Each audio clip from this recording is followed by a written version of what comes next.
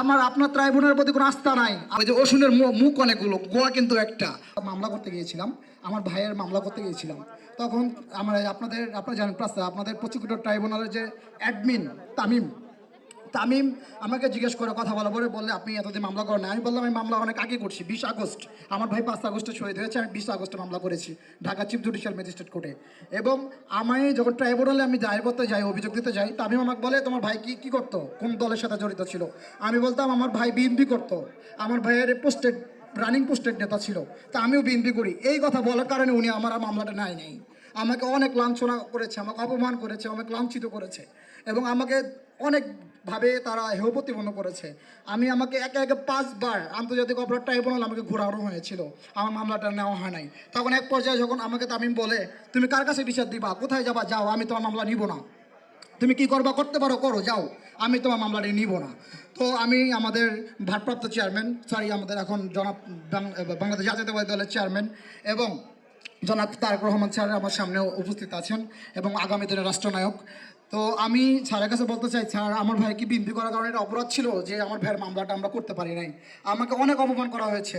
5 দিনের মাথায় আমি যখন বলি আমি সাংবাদিক সম্মেলন করে প্রেস কনফারেন্স করে সকল শহীদ পরিবারকে নিয়ে মানববন্ধন করবো, রাজপথে দাঁড়াবো, আন্দোলন করব, তখন এক পর্যায়ে সে আমাদের জুলাই 24 শহীদ পরিবার সোসাইটির যে সাধারণ সম্পাদক রবিউল ভাই, ওনাকে বলে যে ঠিক আছে তুমি জীবনকে ডাকো, আমি মামলাটা নিব, তো ওনাকে আসতে বলো। তখন আমাকে বলে আমি যাই, পরে আমি মামলাটা সাজার পরে তারা আমাকে মামলা নেওয়ার পরে তারা জাস্ট এমনি রেখে দেয়। পরে আমি বললো আমার প্রমাণ কি, আমি যে অভিযোগ করলাম সেটা প্রমাণ কি। তখন তারা বলে আমি বললাম আমাকে রিসিভ কপি দেন। বলো না, রিসিভ কপি দেওয়া যাবে না। প্রথমে রিসিভ কপি দেওয়ার পরে আবার তামিম আমার হাত থেকে কেড়ে নেয় রিসিভ কপিটা। কেড়ে নেওয়ার পরে আমি 1.5 মাস পরে আবার ট্রাইব্যুনালে গিয়ে আমি খোঁজ নিয়েছি যে আমার ভাইয়ের মামলাটা আসলে হয়েছে কিনা, এই তথ্যটা নেওয়ার জন্য গিয়েছিলাম। তো আমি পরে তথ্য নিয়ে দেখি যে আমার ভাইয়ের মামলার কাগজেই নাই, আমার ভাইয়ের মামলার কাগজ উধাও, গায়েব। তো এটা উদাও করে ফেলছে। তো আমি আবার এটা নিয়ে বলি মানববন্ধন এবং সাংবাদিক সম্মেলন করবো, বাংলাদেশ সকল শহীদ পরিবারকে রাজপথে নিয়ে আসবো। তখন তারা আবার বলে যে ঠিক আছে আমাকে আপনাদের যে আপনি জানেন আমাদের ট্রাইব্যুনালের যে প্রধান প্রসিকিউটর আপনার তাজুল স্যার, উনি বলে আমাকে দীপ্ত ভাই নিয়ে গেছিলো, আমাদের মুগ্ধ ভাইয়ের ভাই দীপ্ত, উনি আমাকে সঙ্গে করে নিয়ে গেছিলো। আমাদের জুলাই 24 শহীদ পরিবার সোসাইটির যে সভাপতি গোলাম রহমান আঙ্কেল, উনিও ছিল। তখন উনি আমাকে আশ্বাস করে তোমার মামলাটা আমি নিব, তুমি নিয়ে আসো।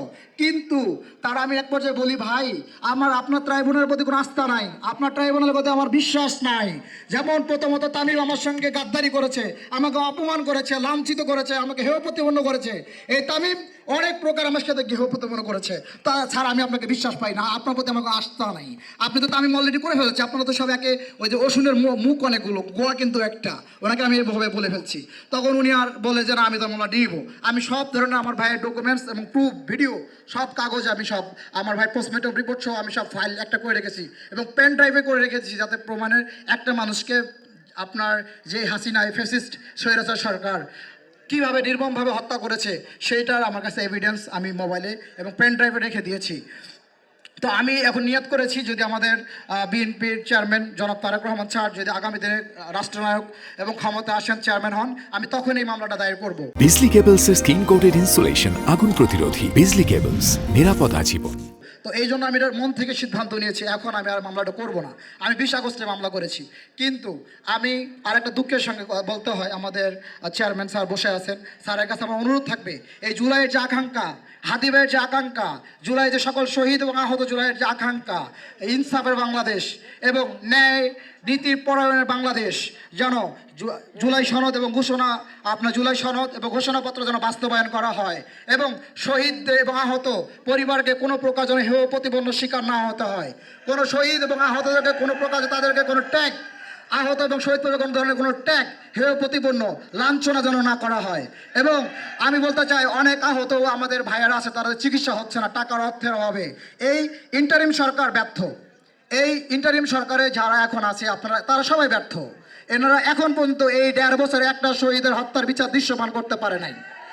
এই 1.5 বছরে তারা শুধু লুটপাট এবং তাদের পকেট বাণিজ্য যারা করে আসতেছে এবং করতেছে।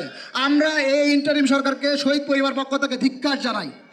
আমরা শহীদ পরিবার আহতদের থেকে আমরা তাকে বয়কট করেছি।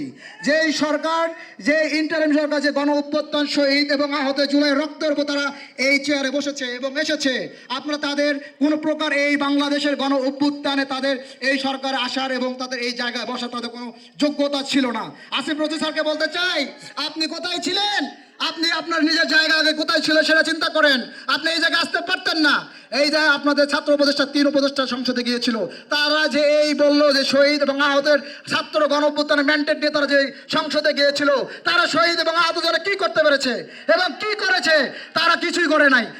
তাদের ভোগ বিলাসিতা এবং তাদের পকেট বাণিজ্য করার জন্য তারা এই সংসদে এসেছিল। আমাদের শহীদদের জন্য কোনো কিছু তারা দৃশ্যমান করতে পারে নাই। তারা হচ্ছে গাদ্দার। আমি বলেছি এর আগে ডাকসু ভবনে গিয়ে বলেছিলাম, একটা ভিডিওর মধ্যে অনেক সাংবাদিক তারা আপনার ভিডিও করেছেন, আমি বলেছিলাম জুলাই এই গণ অভ্যুত্থানে আপনার জুলাই গাদ্দার যদি চিনতে চান, সেই সার্জিসকে চিনে আসেন, এই নাসিরকে চিনে আসেন, এই আপনার হাসান মাহমুদ ভাই খুব ভালো ছিলেন।